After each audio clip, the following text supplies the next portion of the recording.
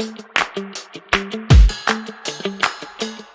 परिचय देने में समय नहीं खराब करेंगे, आप सब लोग अभी यही थे। मैं अपने पैनलिस्ट का आप लोगों से परिचय कराता हूँ, जो कि किसी परिचय की मोहताज नहीं है, और सभी लोगों को मैं पर्सनली जानता हूँ। तो अगर हम लोग बातें करना चालू करेंगे तो 2 घंटे निकल जाएंगे। But I would request all the panelist one by one two please give a brief introduction of theirs. Ashutosh sir. नमस्कार, मैं आशुतोष, जो कि कृष्ण पब्लिक स्कूल में डायरेक्टर पद पर कार्यरत हूँ, और एक संस्था है एबिलिटी जो चिल्ड्रन विद चैलेंजेस पे काम करती है, उसका मैं को-फाउंडर हूँ। Thank you.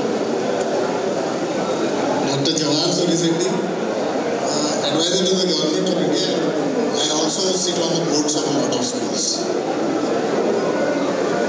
मैं Avinash Singh, principal Rajkumar college.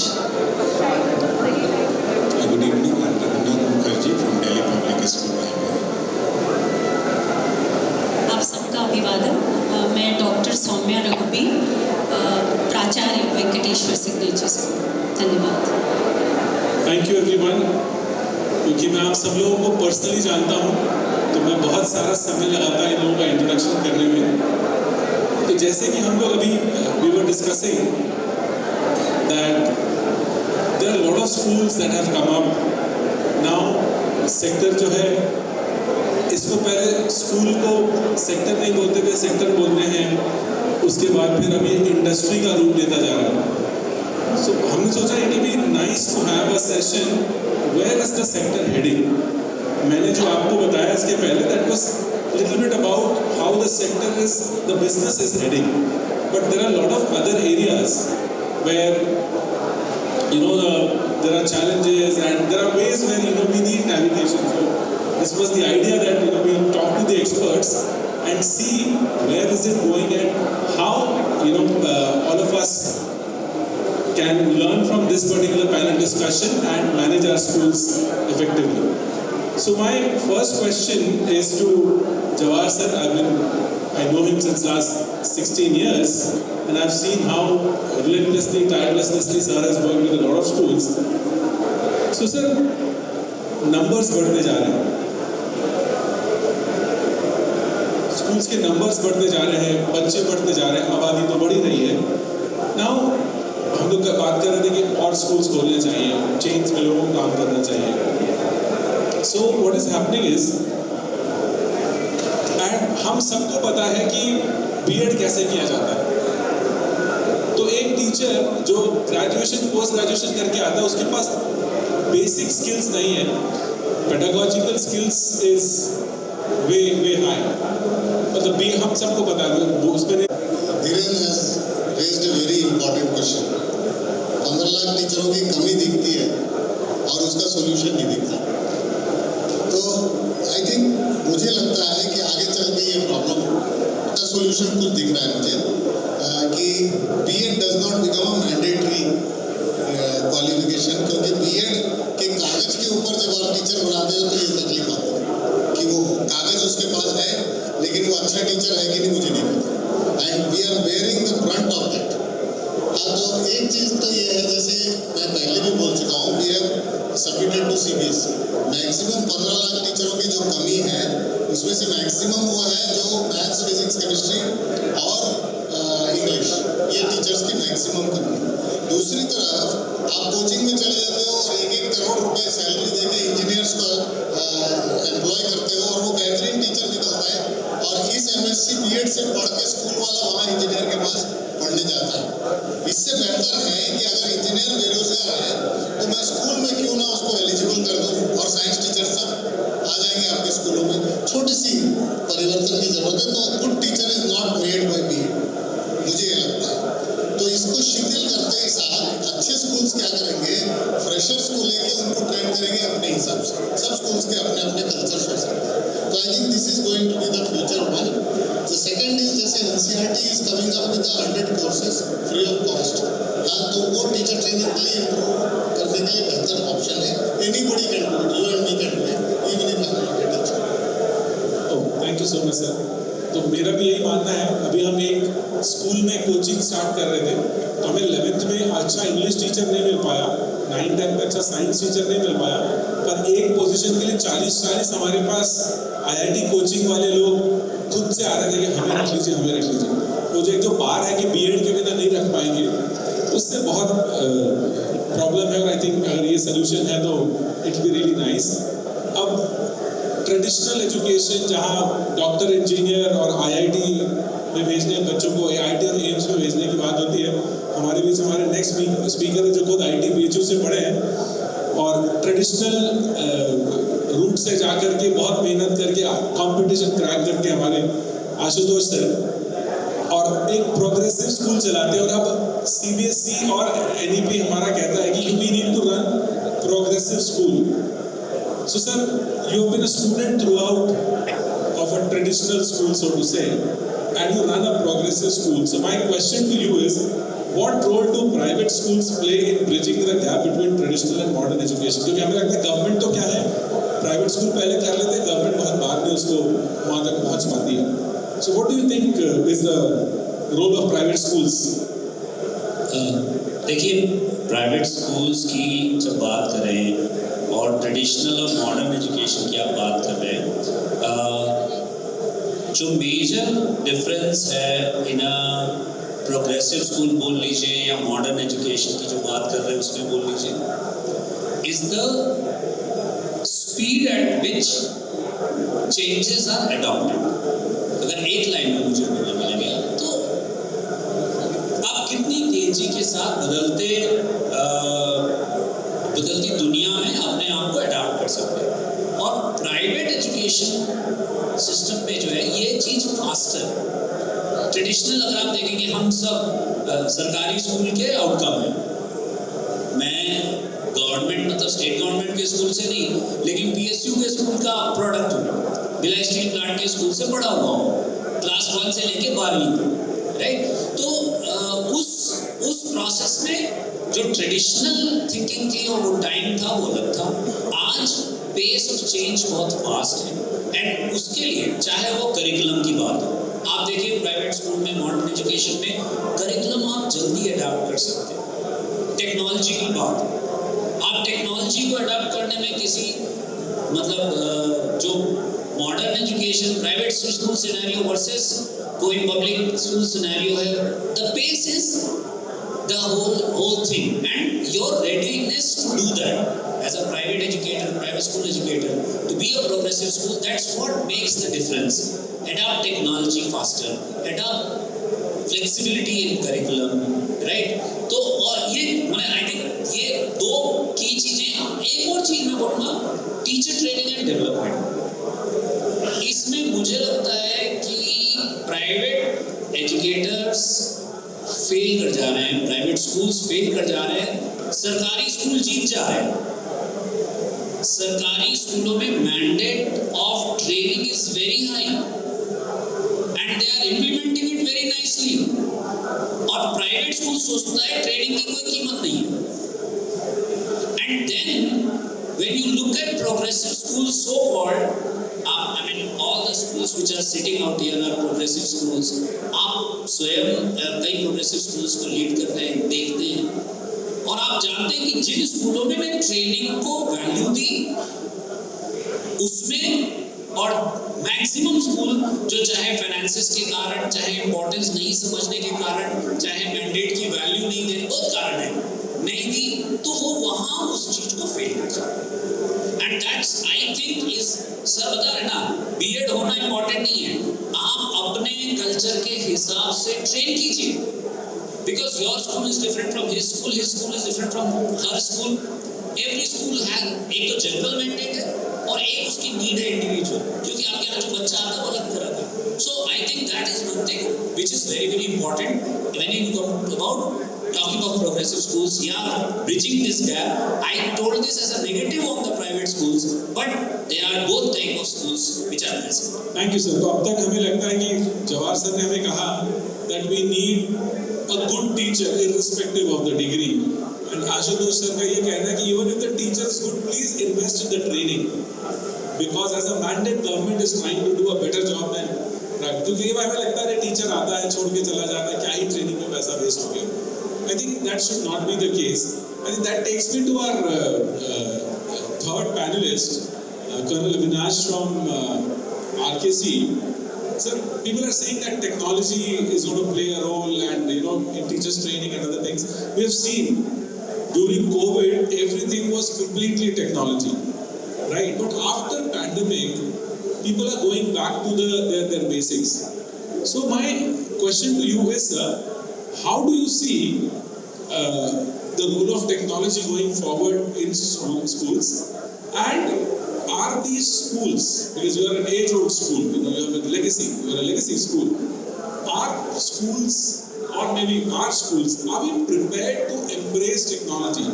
Adopting and embracing are different. Embracing is, I mean, you really live technology. Teachers live technology, kids live technology. Do you think our schools, especially the affordable private schools, are we equipped, or what do you think we should do?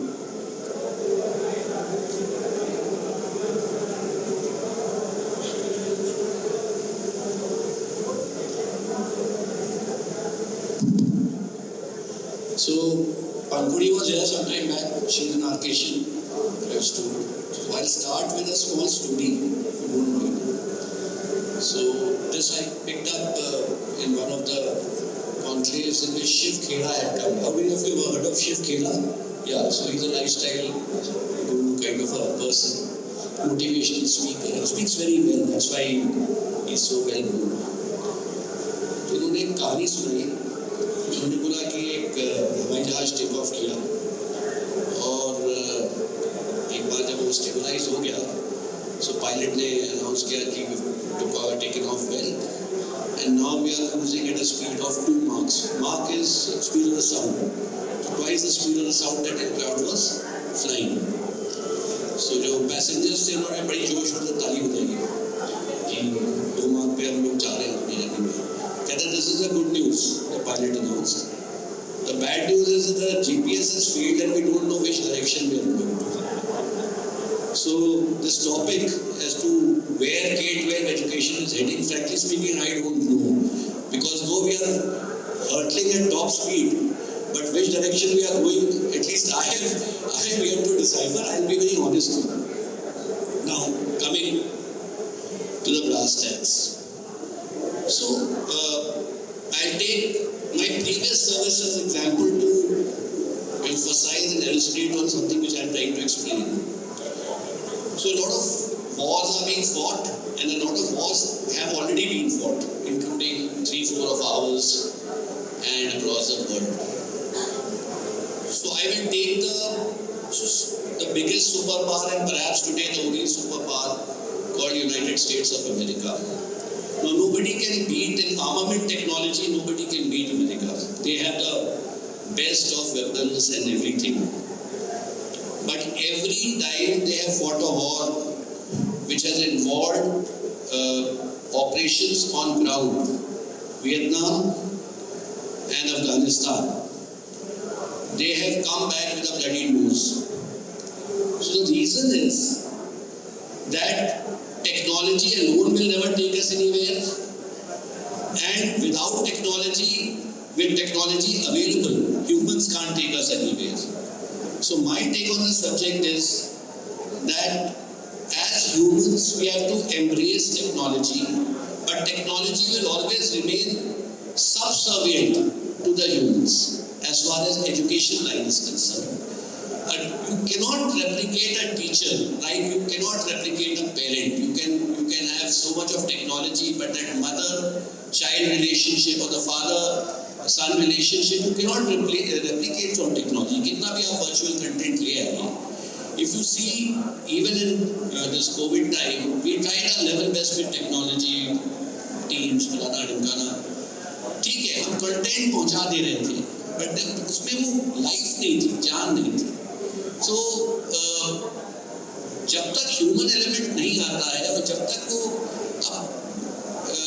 Technology में आजकल खूब सारे videos आ गए हैं, जैसे अगर आप cricket खेलते हैं तो आपको इंसाइक्लोपीडिया टाइप वीडियो मिल जाएगा जिसमें कि अगर आपने बैटिंग प्रैक्टिस करनी है तो उसके सारे पिट्स एंड फॉल्स और बाकायदा उसके अंदर वीडियो और एग्जाम्पल्स के साथ वो दे देगा कि जब सचिन तेंदुलकर ने ऐसे मारा, डॉन ब्रैडमैन ने ऐसे मारा, वो सब आप देख लीजिए.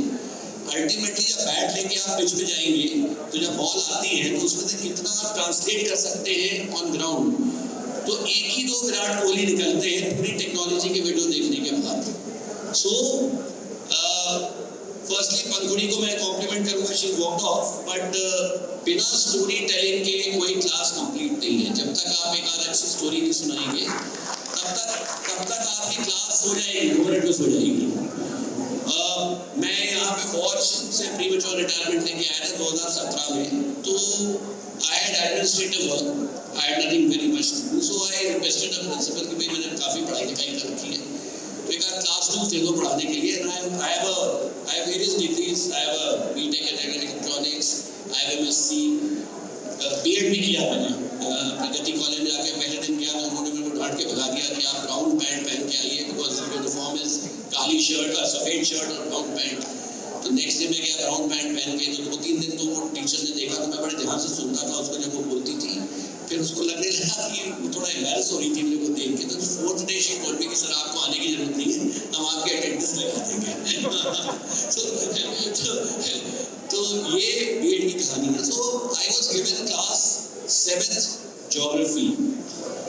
तो जब भी मैं पढ़ाने जाता था तो चिल्ड्रन यूज्ड टू थिंक कि I am some kind of a freak, कि अजूबा आया है, कि ये फौज में था, मार काट करके आ रहे हैं। My last posting was Baramulla, he was under अस।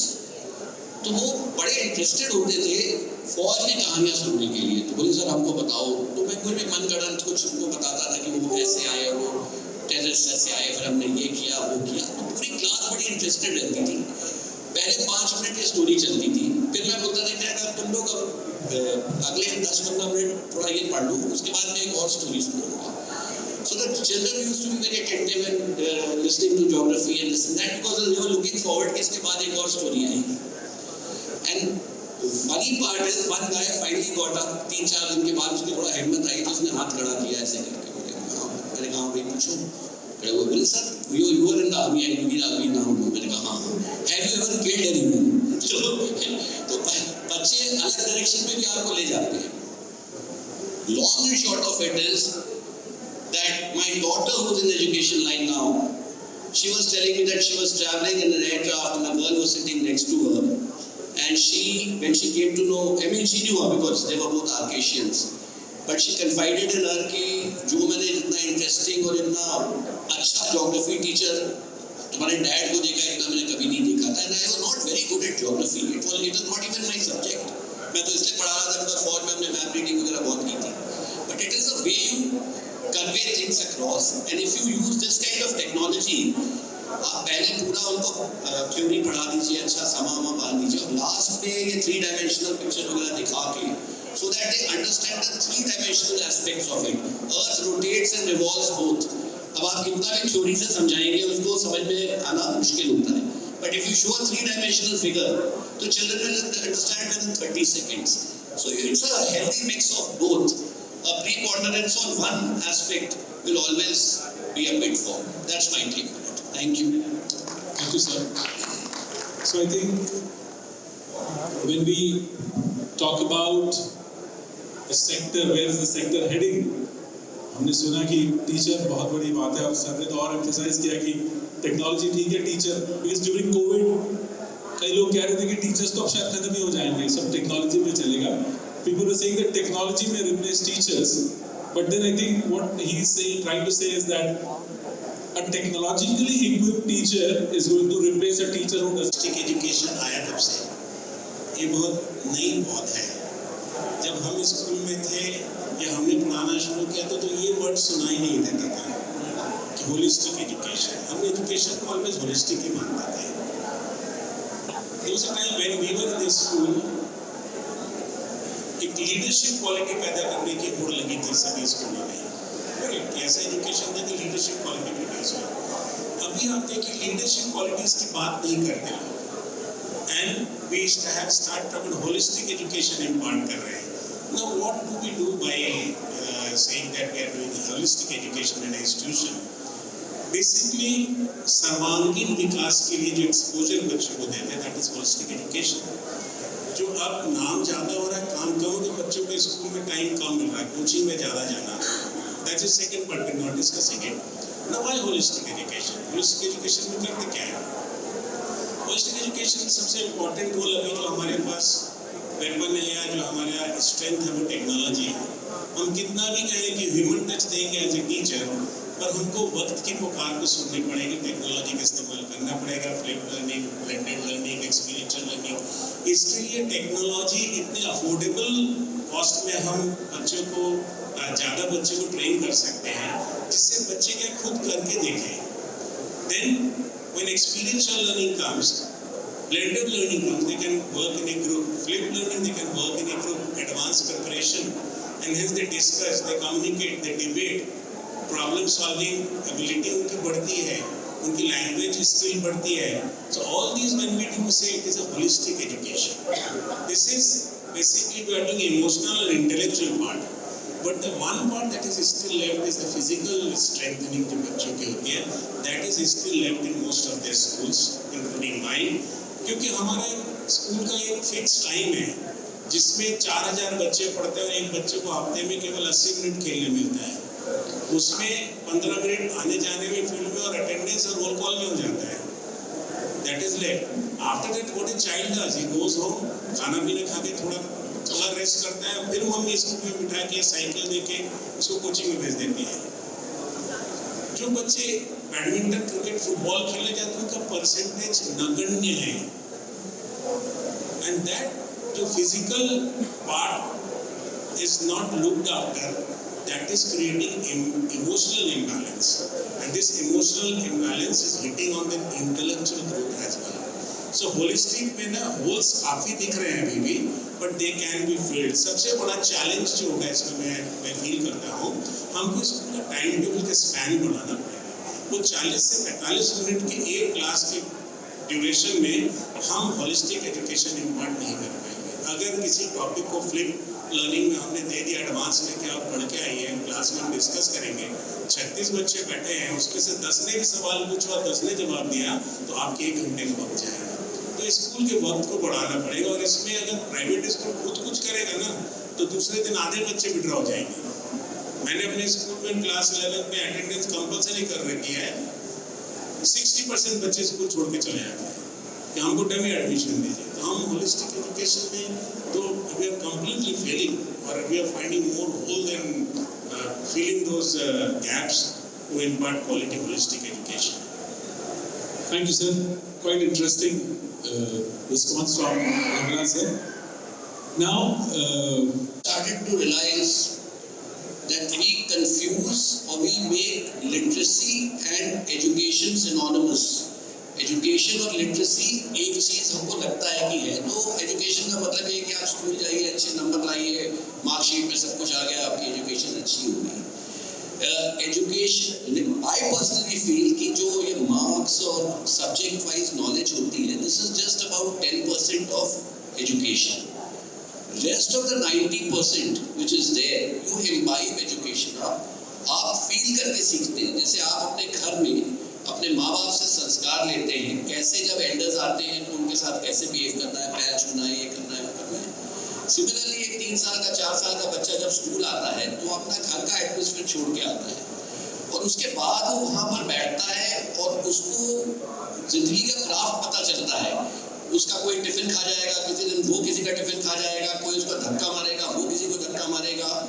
ज़िंदगी कैसे जीनी है और सभ्य ज़िंदगी कैसे जीनी है, ये एक होलिस्टिक एजुकेशन का पार्ट वहाँ से शुरू होता है।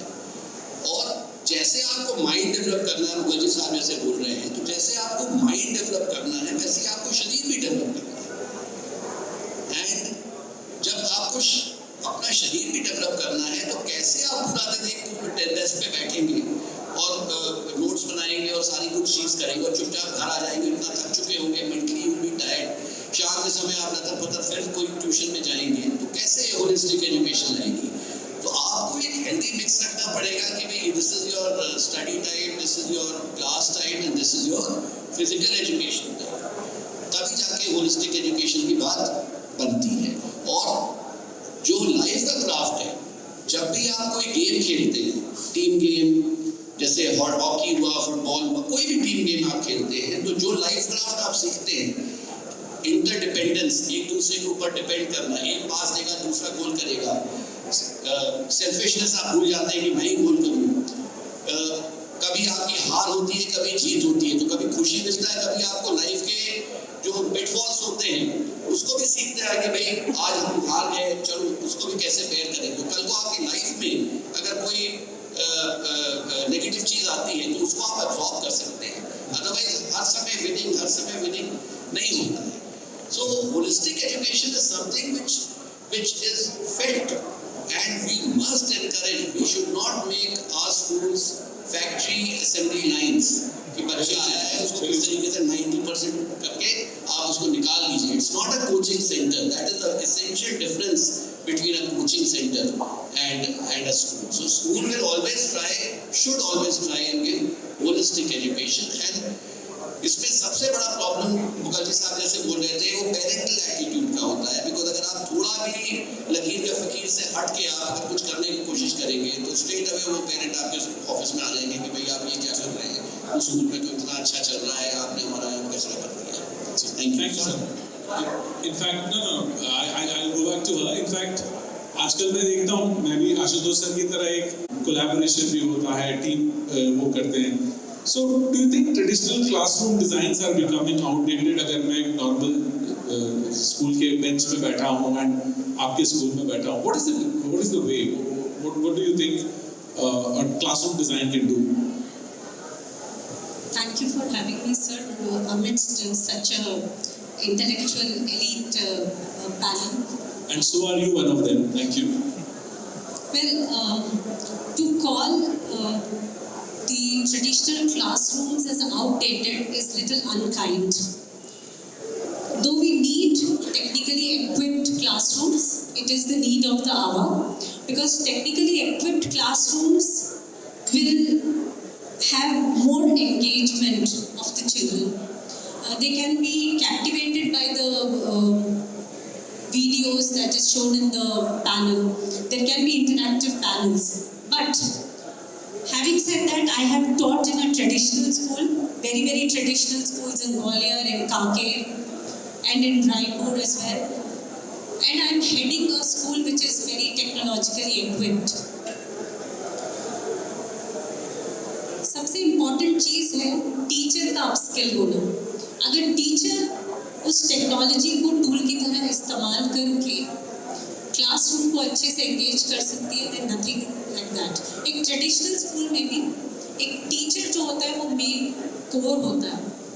तो अगर टीचर को हम अच्छे से ट्रेनिंग दें और टीचर अगर क्लासरूम को अच्छे से एंगेज कर पाए, उससे बड़ी कोई बात नहीं होती। मैं आपको ले जाना चाहूँगी 2003-2005 के बीच, तभी छत्तीसगढ़ राज्य का गठन हुआ था 2000 में, और एक वॉशिंगटन डीसी से एक एजुकेशनल डेवलपमेंट सेंटर नाम की ऑर्गेनाइजेशन आई थी और SCRT ने उसके साथ टाई अप किया था।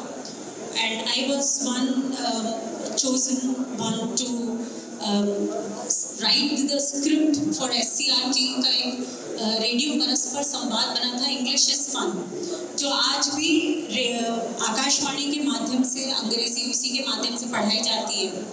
तो वो एक ट्रेडिशनल क्लासरूम में रेडियो को जो है वो उन्होंने इंट्रोड्यूस किया था, तो उसको भी हम टेक्नोलॉजी कह सकते हैं। तो टेक्नोलॉजी का समावेश जो है वो 2000 में ही हो गया था।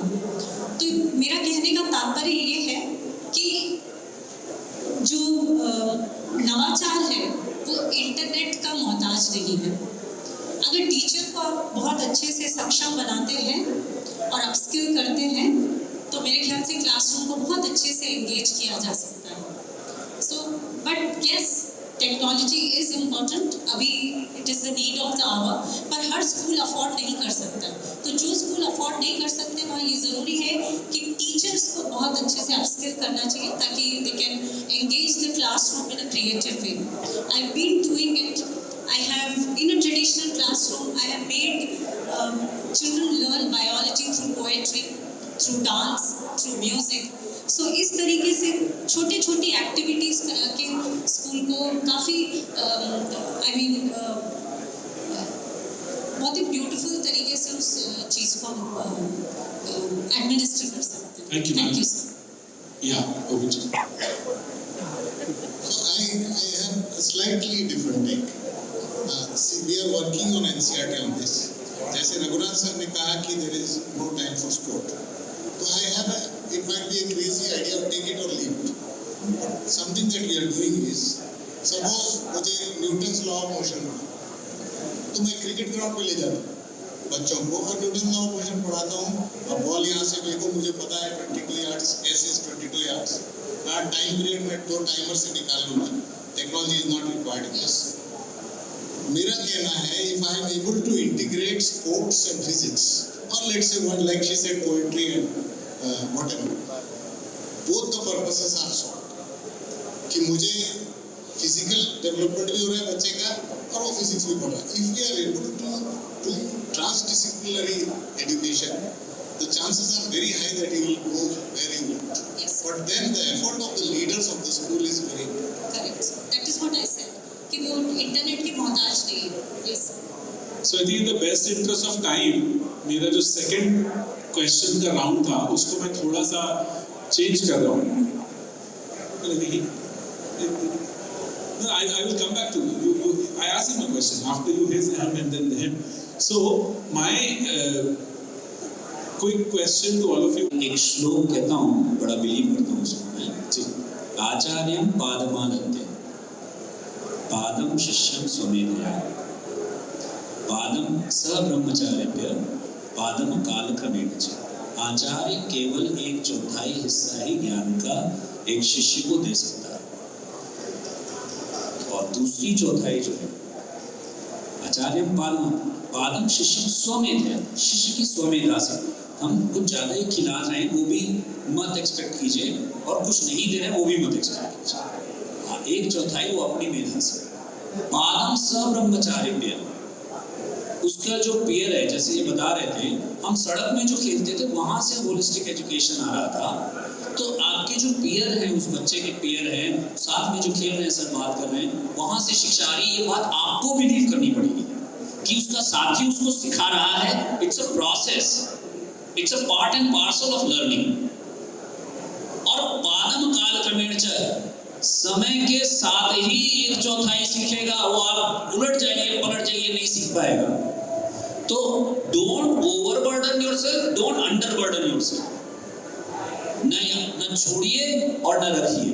तो इस बात पर विश्वास रखिए बस कि हमारा एक इम्पॉर्टेंट रोल है, टीचर का बहुत इम्पॉर्टेंट रोल है, सेल्फ स्टडी का बहुत इम्पॉर्टेंट रोल है, पीयर्स का, और बाकी समय पर छोड़ दीजिए, चीज़ें अच्छी होंगी. सर आपके 30 seconds, which can be 1 minute. Okay. मुझे लगता है कि as a teacher या as a student, मुझे अपनी माँ को याद करना चाहिए. The major problem that teachers are having today is वो आके अपना काम करके कर देते हैं. There is no emotion in whatever learning is happening in school. So वो बच्चे तक शायद पहुँच नहीं पाए. That is the role of a parent teacher. तो मैं चाहता हूँ कि मम्मी को अगर आप याद किए कि आज मुझे 6:30 बजे स्कूल जाना है और मम्मी 5 बजे उठ जाएंगी, 5:30 आपको उठा देंगी, 6 बजे बेहतरीन नाश्ता देंगी, जो आपके 18-19 साल के या जितने भी साल के हैं, आपको वो नाश्ता कमजोर नहीं लगेगा आज तक. There is emotion involve. आप होटल में ये खाना नहीं मिलेगा. एक टीचर को अगर इस तरह का लर्निंग परोस पाएगी जो आपकी माँ ब्रेकफास्ट परोस रही है, half the job is done. 30 seconds. Thank you sir. वैसे सर की एक किताब है मॉम एंड मी, जो सर ने 2010 में लिखी थी, जो मुझे याद आ रहा है.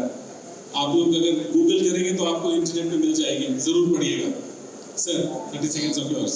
I will say something very similar to what you say, that जो टोटल पूरा करना है, जैसे most of the people who come in teaching line come on rebound.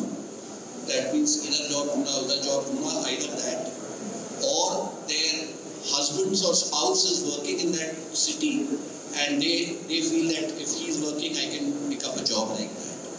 So what happens is that it becomes a matter of status quo and compromise कि भाई इतने पैसे इतने बजे तक मैं जाऊँगा, ये मेरा सिलेबस है, ये मैंने पढ़ाना है, इसको मैं पढ़ा के और एग्जाम में ठीक ठाक नंबर आ जाए, ये मेरा काम हो गया. जिस दिन हम अपने स्टाफ को एटलीस्ट 70-80% स्टाफ को एक पैशन डेवलप कर दें कि जहाँ पर आपके एक स्टेक होल्डर आप भी उस बच्चे के साथ हो जाइए कि भाई कोई बच्चा अगर कमज़ोर है तो उसको आपको एक फीलिंग आनी चाहिए कि भाई ठीक है, मैं थोड़ा सा इसके ऊपर ज़्यादा कॉन्सेंट्रेट करूँगी, ऑफ क्लास आज में भी बुला के करूँगा या करूँगी, तो आपका स्कूल बहुत अच्छा करेगा। और उसके लिए आपको सबसे पहले लीडरशिप डेवलप करनी पड़ेगी मॉड्यूल्स में। तो आपके पास अगर 3 अच्छे टीचर हों तो उनसे आप मोटिवेट कराइए 2-3 और, ऐसे करके एक साथ आपको सारे मोटिवेटेड लोग नहीं मिलेंगे। Gradually you have to identify 4-5 sub leaders under you and then they should work on the others who are present over there.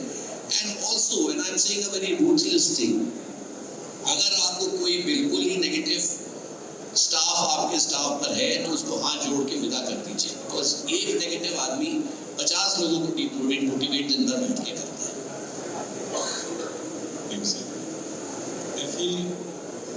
हम सभी स्टूडेंट हैं, आज भी स्टूडेंट ही हैं।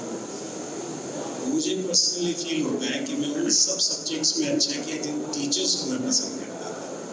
Very correct sir, very correct. So it's not only teaching but it's touching also, touching not physically but कहीं ना कहीं से कनेक्शन होता है टीचर के साथ। Moment we establish that connection with the teacher, we automatically start learning that subject better and we perform better and probably somehow we try to become like that particular teacher and hence we improve as a human being also. So teaching plus touching is very important कि technology लेके teaching करें और इंसानियत touching से भी सिखाइए, बहुत ज़रूरी है। I completely agree on what my mentor Raghu sir said. फायदे में आप लोगों को बता दूं, रघुनाथ सर और सौम्या मैम शायद 17-18 साल साथ में काम कर रहे थे DPS में। Ma'am please. I think as a teacher we should model in a right way. I don't want everybody to idolize me, but I should conduct myself in a way that children should get inspired by me and there should be a mutual learning between us. So you can teach better when you can learn better. So you have to be a co-learner throughout. Nice. Thank you so much. एक छोटा सा example sir, एक छोटा सा मैं बस एक बात और, ये ना हम लोग सब टीचरों को सपोर्ट करें।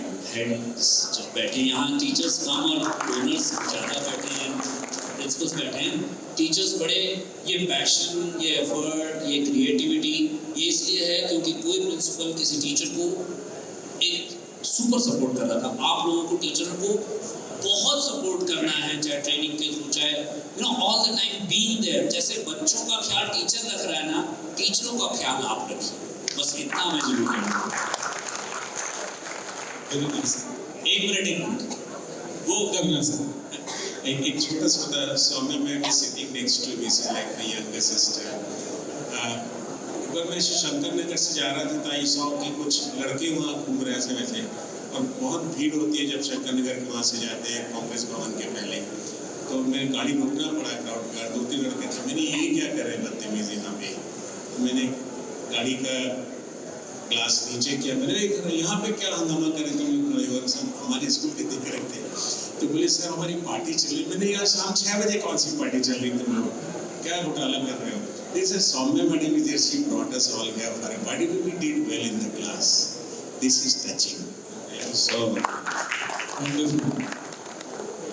सवाल तो नहीं लेने पर राजू भी अगर सवाल नहीं लिया तो मैं बच नहीं पाऊंगा।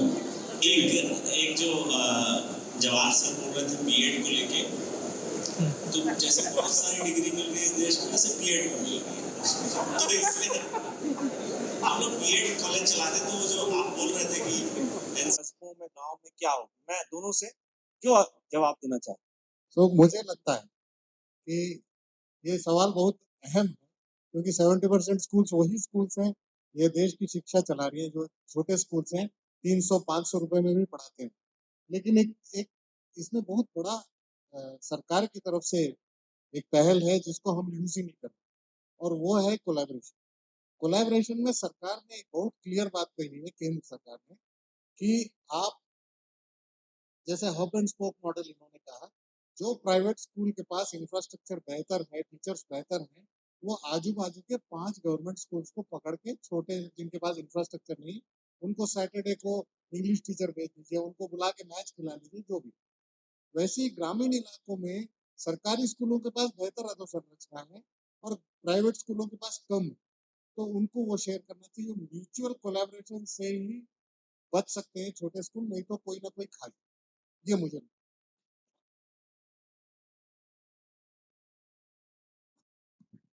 क्योंकि मैंने बताया मैं एबिलिटी जो हमारा टीचर ट्रेनिंग प्रोग्राम है वो हम अफोर्डेबल प्राइवेट स्कूल्स की को ही फोकस करके कर रहे हैं। उसमें 500 रुपये महीने में, 1000 रुपये महीने में आप साल भर ऑनलाइन ट्रेनिंग, क्योंकि स्केल पर काम करना होगा। देखिए, टेक्नोलॉजी का यूज स्केल के लिए होगा। यूपीआई टेक्नोलॉजी आई ना, जहां आज सब्जी वाला गांव में पैसा ट्रांसफर कर रहा है, एक बॉम्बे में काम करने वाला दिहाड़ी मजदूर बिहार में पैसा भेजने में उसको 100 रुपए भेजने में 70 रुपए घर पहुंचता था, उसका 30 रुपए बीच में खत्म हो जाता था। आज यूपीआई में 100 भेजता है, 100 आज ही पहुंचता है। पहली बात तो, बल्कि गांव में उसका बच्चा चीनी खरीदता है, वो यहाँ से पैसा भेज देता है। तो technology at scale, technology for good, public infrastructure, digital public infrastructure एक मैसिव लेवल पर काम चल रहा है। ये इसका सोल्यूशन होगा, छोटे हो या बड़े हो। देखिए, हर जगह ग्राउंड पर काम करने वाले लोग चाहिए, तो छोटे स्कूल कभी खत्म नहीं होंगे, कभी खत्म नहीं होंगे। लेकिन उनको उन उनका सोल्यूशन अभी तक, मैं ये कहता हूं कि अभी वो शायद वो सोल्यूशन पहुंचा नहीं है। Technology will bring solution, may be it is ability which is trying to do that, may be there be somebody else who will solve it. सरकार भी कोई बेसिक इंफ्रास्ट्रक्चर बनाएगी जो सॉल्व करेगा, but it will be solve and they will continue to be. आज 4.5 lakh private school हैं, आप 70% बोल रहे हैं सर। 90% स्कूल इस देश में 1-2 1.5-2 हजार से कम की फीस लेते हैं, और 50%, 15.5 लाख स्कूलों में से 4.5 लाख प्राइवेट स्कूल हैं, और 50% बच्चे उन 4.5 लाख स्कूलों में पढ़ते हैं। और average cost of a private school delivering same quality result, both are poor. 50% बच्चे आज की डेट में 1 या 2 ग्रेड्स नीचे हैं, सरकारी आंकड़ा है। हमारी सारी क्लासेस में, मेरे स्कूल में भी और किसी सरकारी स्कूल में भी 50% बच्चे ग्रेड लेवल से नीचे। 5वीं का बच्चा 3री का टेक्स्ट नहीं जान रहा है, लेकिन सरकारी स्कूल में उसका खर्चा 50,000 रुपया साल का है, और प्राइवेट स्कूल में उस चीज को उस लेवल की पढ़ाई देने का खर्चा 20,000 रुपया, 18,000 रुपये साल का है। तो क्वालिटी वाइज, मतलब पर मनी वाइज वो अच्छा कर रहे हैं, बट क्वालिटी वाइज तो नहीं कर रहे हैं। ये बात सही है। We will have to solve this problem, public has to solve this problem, government has to solve this problem, innovators have to solve this problem, and we are there to sustain forever, don't worry, but keep innovating। मेरा मानना है हमारे ही बीच में से कोई Steve jobs निकलेगा और दुनिया के एप्पल वाला प्रॉब्लम सॉल्व कर देगा। हमारे ही बीच से कोई नंदन निकलेगा और यूआईडी का प्रॉब्लम सॉल्व करेगा। हमारे ही बीच से कोई निकलेगा और यूपीआई वाला प्रॉब्लम सॉल्व करेगा। We have to keep innovating, just keep innovating all the time. मैं एक चीज़ यहाँ पे ऐड करना चाहूँगा फाइनेंस के नज़रिए से। हम देखते हैं, आज तक हम सब देखते हैं, कोई भी न्यूज़ चैनल देखते हैं, वो लोग शायद अल्टरनेट रेवेन्यू है वो एडवर्टीजमेंट। तो प्राइवेट स्कूल, मैं भी बहुत सारे प्राइवेट स्कूल, छोटे अफोर्डेबल प्राइवेट स्कूल के साथ काम करता हूँ। हमको अपनी डिपेंडेंसी सिर्फ बच्चे की फीस से नहीं निकालनी है, हमको अल्टरनेटिव रेवेन्यू सोर्सेज बनाने पड़ेंगे, जिसके लिए मैंने आखिरी में थोड़ा सा टच किया था कि हम लोगों को गवर्नमेंट के साथ काम करना चाहिए, कुछ टीचर्स ट्रेनिंग के काम करना चाहिए। बट आई थिंक हमारे पास जो छोटे अफोर्डेबल प्राइवेट स्कूल्स हैं, उनके पास एटलीस्ट ठीक ठाक सा जो इंफ्रा है, उसको आप कैसे मल्टीपल यूज कर सकते हैं। आज नर्सरी टीचर ट्रेनिंग की, आई थिंक रीटा मैम के सामने बोलूंगा तो बहुत छोटी बात हो जाएगी, बट नर्सरी टीचर ट्रेनिंग जो है उसका सेंटर, आप आज छत्तीसगढ़ में कितने नर्सरी टीचर ट्रेनिंग सेंटर होंगे? बहुत कम। बट उसको खोलने के लिए आपको बहुत ज्यादा वो नहीं चाहिए। आप एक तरफ तो आपको टीचर सस्ता मिल गया जो कि आपको पढ़ा रहा है एज अ ट्रेनी टीचर, दूसरा आपको जो रेवेन्यू आया वो आपके पास आया और आप वहीं पे टीचर को भी डेवलप कर रहे हैं। उसी तरीके से बहुत सारे ऐसे शॉर्ट कोर्सेज, अल्टरनेटिव कोर्सेज हो सकते हैं। इंजीनियरिंग कॉलेजेस के ऊपर मार पड़ी, 70% इंजीनियरिंग कॉलेजेस को प्रॉब्लम था, उन्होंने स्किल डेवलपमेंट प्रोग्राम चलाए ना, उन्होंने तो इंजीनियरिंग के बच्चे का वेट नहीं किया कि मेरे पास अब 400 की जगह 150 बचा है। तो आई थिंक फाइनेंशियल लेवल पे हमको ऑल्टरनेटिव रेवेन्यू सोर्सेज जनरेट करने पड़ेंगे to sustain this school. This is what I want to say. Any other question? Otherwise Jawahar sir को भुवनेश्वर जाना है। I think over to Jawahar sir. नहीं, मैं बोल रहा था हम सब 40-40 मिनट बोलने वाले हैं, आपने बांध के रख दिया 40 मिनट सभी को। Thank you so much. I would request you all to just stay back on stage for the next 2 minutes. And moving ahead for the felicitation, I would be requesting Mr. Ankur Agrawal to please join us. Can we have Mr. Ankur Agrawal, please? So, ladies and gentlemen, हम आज के हमारे इस day one की closing की तरफ बढ़ चले हैं, and I would request you all to join us for day 2 as well. I would be requesting Mr. Ankur Agrawal to please present the memento to Dr. Dhirendra Mishra, sir.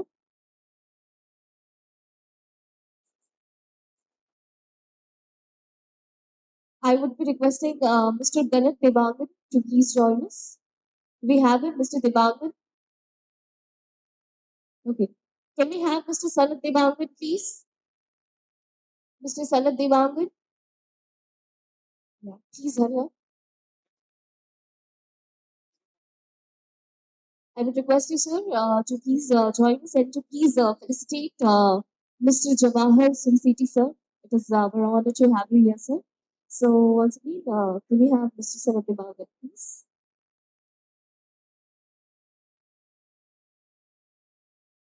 Up next, I would be requesting Mr. Pawan to please join us. Can we have Mr. Pawan?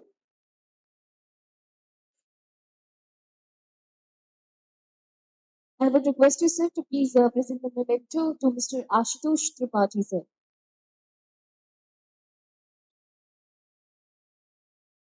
Thank you so much, sir, for joining. So, round of applause, ladies and gentlemen. Up next, moving ahead, I would be requesting Mr. Pawan to please present the memento to Mr. Ashutosh Tripathi, sir. Up next, I would be requesting Mr. Satvik to please join us and to please present the memento to Mr. Avinash Singh. Can we have Mr. Satvik, please?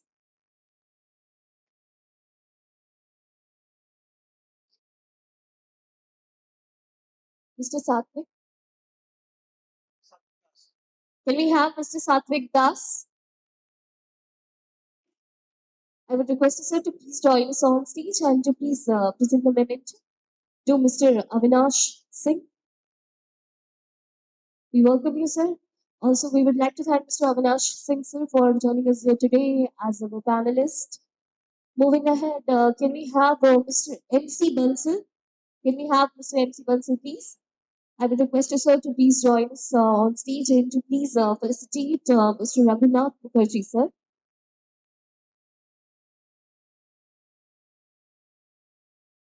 Also, we are thankful to Mr. Avinash Singh, sir, for joining us here today. Here we have Mr. Bansal on stage. I would request you, sir, to please present the memento to Mr. Raghunath Mukherjee, sir.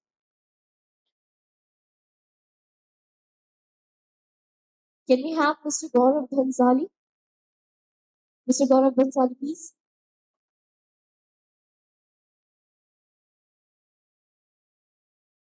I would request you, sir, to please join us on stage and to please felicitate Dr. Soumya Raghubir, ma'am.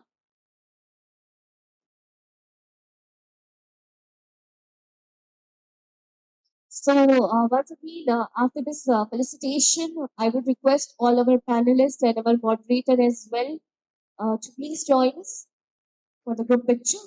Also, ladies and gentlemen, can we have a round of applause? एक थोड़ी सी तालियां बनती है for our wonderful panelists. तो आज का हमारा जो सेशन 3 था वो था क्रिएट वेल्थ एजुकेशन के ऊपर. The topic was where is the sector heading.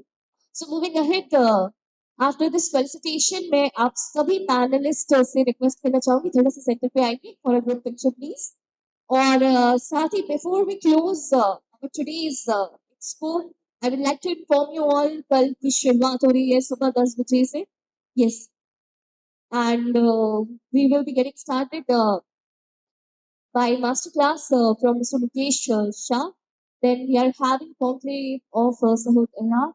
for directors and principals by Sir Trey Srinivasan as well. Up next, we would be having presentation on Abacus. Up next, we would be having robotics and AI. After that, we would be having presentation by Speedlens. तो ये कल के हमारे first half की itinerary है समय साल की है. सो फिलहाल आप सभी लोगों का हम तहे दिल से धन्यवाद करना चाहेंगे. Thank you so much ladies and gentleman once again for joining us here today to Bloom and Expo. आप सभी लोगों के हम शुक्रगुजार हैं. Once again, this very beautiful event is presented by Teachment X. Also, we would like to thank all our supporting partners, associate partners as well. So once again, I will request you all to please join us for tomorrow as well. आप सब कल के लिए भी invited हैं. Thank you so much.